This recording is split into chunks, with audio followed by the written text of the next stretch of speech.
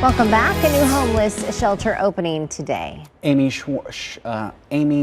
okay, I'm just going to say Amy, and then I'm going to have you say your last name for me because I don't want to screw it up. I'm sorry, Amy, but you are the Executive Director of the Human Services Campus is joining us live. Hi, Amy. Good morning.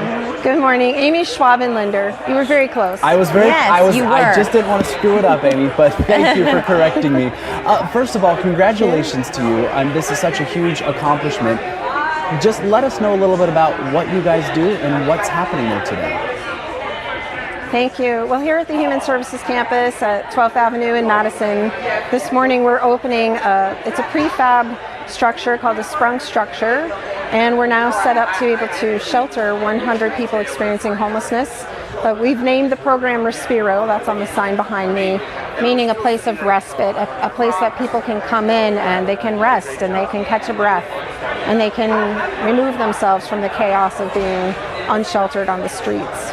You know, Amy, there has been, with this housing crisis, so many families who have not been able to pay rent or have fallen on bad times.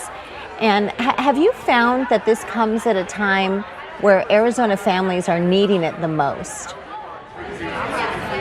Well, we definitely have seen increases across all subpopulations, people falling into homelessness for the first time.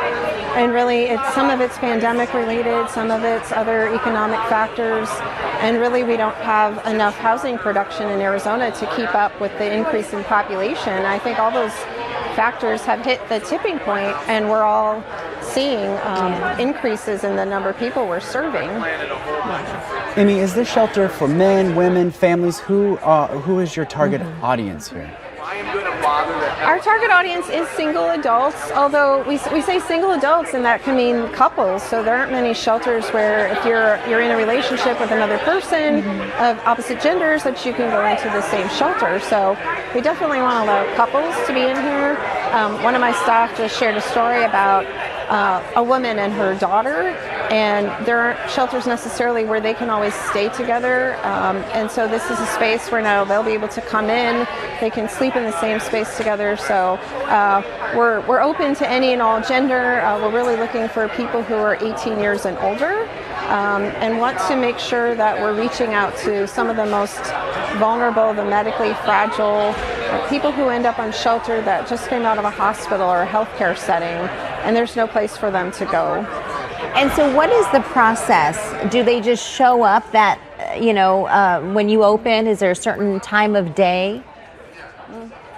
Well, we won't be taking walk-ins because we have 1,000 unsheltered people in this neighborhood right around us, and we have an outreach team that engages people, has been talking to them, and we've really built a list of people that we've invited into this space, which means to get started, I guess it's invitation only, and our outreach team's inviting those folks to come in off the streets right out of our neighborhood.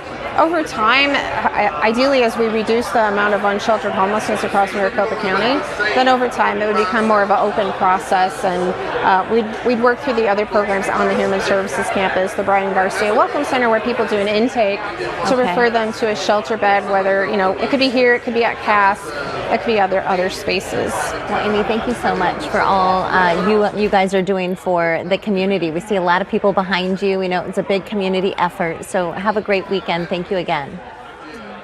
Thank you so much. Yeah.